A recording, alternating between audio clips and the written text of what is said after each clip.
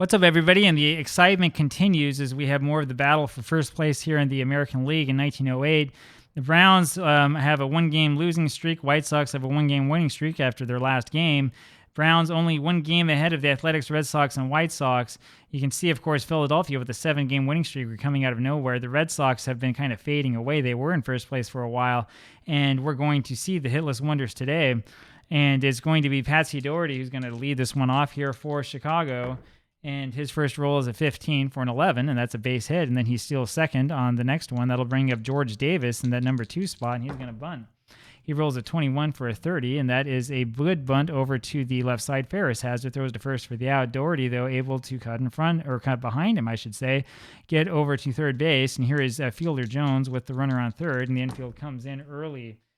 And let's see here. I will say that's a 4. 44 is the roll for an 8. That's a fly ball over to right field. It's Hartzell who has it, but the run scores, and it's 1-0. Here's Jiggs Donahue. Jiggs rolls a 44 for an 8, and that's going to be a little fly ball over to center field for Hoffman. He's got it for the out. We go to the bottom of the first. Hobe Ferris up there against Frank Owen. Frank Owen only a C, and Ferris rolls a 15 for an 8, and that's a base hit to lead things off. And here comes Tom Jones. Ferris does not have that coveted 11 in the first column, and so we're going to bunt. And the roll is a 65 for a 35, and that is not the roll that you want to see, is everything falls off of my desk. That must have been one powerful roll. That is a bunt over to the catcher, Sullivan, who throws over to second base. Atz has it, and then he flips over to Davis, the second baseman covering first, for the double play, and it's unusual to see a double play after a bunt like that. That must be why everything fell off my desk. Here is Jimmy Williams, who rolls a 52 for a 27. That's a little ground ball over to the third baseman, Tannehill. Makes the play, throws to first for the out. We go to the top of the second, and here is Johnny Anderson again. Or for the first time, I'm sorry, and he rolls a 31 for a 9, and that is a single, but the little C means he is caught trying to steal second.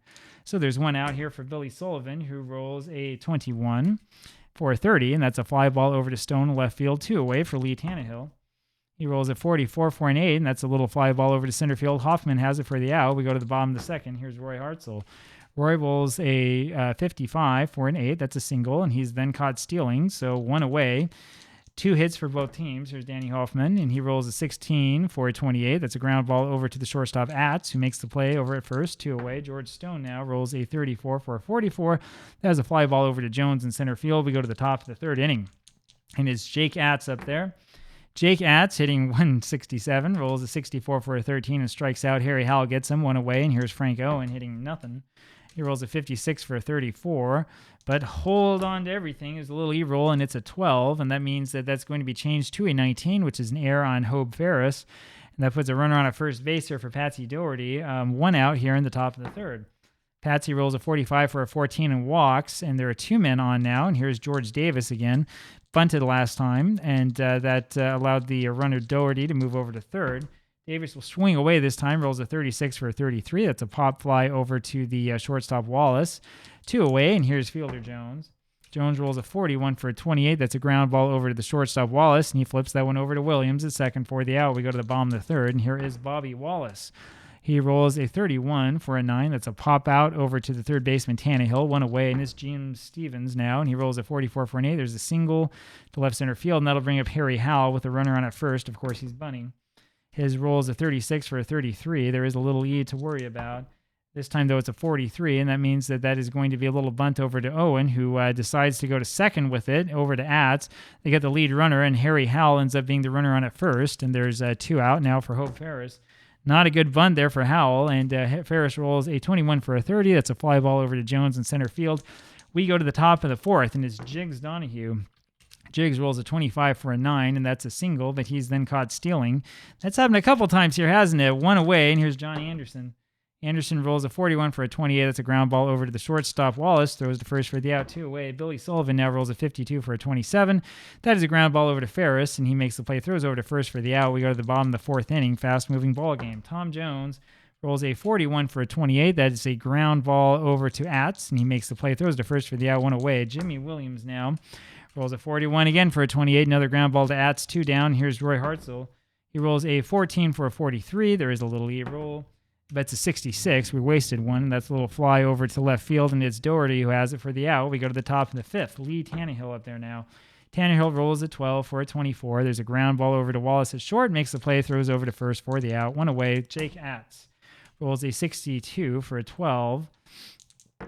Little E rolls a 41 out of the range. That's the little ground ball. Quiet over to Jones, the first baseman who does himself. Two away, and it's Frank Owen. Owen rolls a 61 for a 13, and he strikes out. We go to the bottom of the fifth, just like that. Danny Hoffman. And Danny rolls a 51 for a 9. That's a pop-up over to Tannehill, the third baseman, for the first out. George Stone now rolls a 61 for a 40. Changes to a 36. That'll be a ball. Next rolls a 25 for an 8, and there's a base hit against Frank Owen.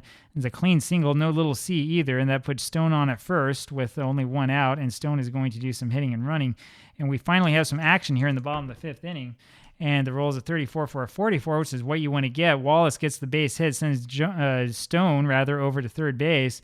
That brings up Jim Stevens here. And Wallace, we're not going to hit and run with, doesn't have that coveted 11. And we're actually not going to bunt, so I'm going to take this off. I wanted to have the infield go in. There we go. Stevens is actually going to swing away in this position. And he rolls a 15 for a 9, and that's a single over short, and that will score 1. And send Wallace over to second, and that's the reason why we don't bunt there. Harry Howell up there now, runners on at first and second, only one out, and he's going to bunt. And his roll is a 15 for a 9, and that's a good bunt over to the left side, and it's Tannehill who has it, throws over to Davis, the first covering, and there's two away. Hope Ferris, and runners are on second and third. 1-1 ball game now as the Browns have come back. And he rolls a 32 for a 26, and that's a little ground ball over to second base. Davis has it, throws over to first for the out. We go up to the top of the sixth, and it's going to be Patsy Doherty. Patsy up there, he rolls a 51 for an 11. That's a single and a stolen base. When's the last time you saw an 11 on 51? Look at this card. 15, 25, and 51 all have 11s. I think you're trying to tell us something about Doherty and how well he stole bases that year. That brings up George Davis now with a runner in scoring position, and Davis so far today is 0 for 1, had that sacrifice. We're bunting with him again. And he rolls a 53 for a 19, and he is hit by pitch. He takes first base, and he is injured. And so we have to have a replacement in here for Davis. Let's see who can play second. Well, none of these guys can play second. Can our third baseman play second is the question. Tannehill can play short. And Atz can play second. Yes, Atz is actually normally a second baseman. So because of that, we're going to put in Pertel, who is a third baseman, as the pinch runner. And that'll bring up Jones again here with nobody out. And he's going to swing away. And the White Sox have something brewing. And he rolls a 41 for a 28. That's a ground ball over to the shortstop, Wallace, who flips over to Williams for the force out. They get Pertel at second. Jones ends up at first. And there's Doherty over at third, and Jones is pretty fast, and we're going to do a little tricky hit and run. This is 1908 baseball, ladies and gentlemen, and here is Jiggs Donahue, who rolls a 61 for a 13, and that's a double play. That's going to be a strike him out, throw him out with the runner out stealing, and that's a very, very unfortunate result. Now we get to do a whole bunch of changing stuff up. So we're going to change up Pertel. Pertel is going to go over to third base.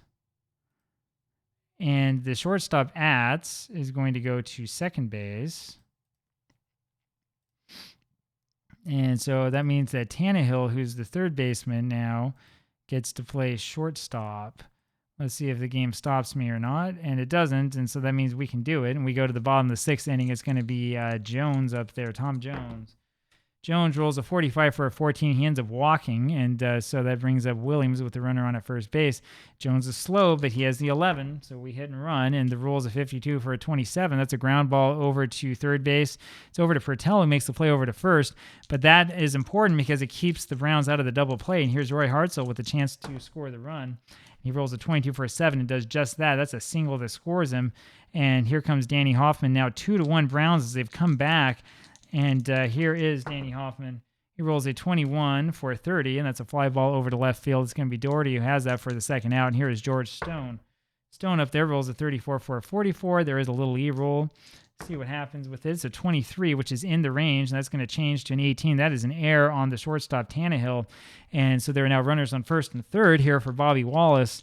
2 outs here, bottom of the 6th inning, 2-1 Browns. The roll is a 64 for a 13, so forget about any strategy you had there, and we go to the top of the 7th. John Anderson up there now for the White Sox. Now they are trailing by a run. Only 4 hits for the White Sox in this game. He rolls a 45 for a 14, which is a walk, and then he steals second. This Anderson's pretty good, isn't he? Brings up Billy Sullivan, the catcher, who's going to bunt, obviously, and he rolls 15 for an 11. That's going to be a single that beats out the bunt, and then he is able to steal second on that one. So that's a kind of an unusual play for you.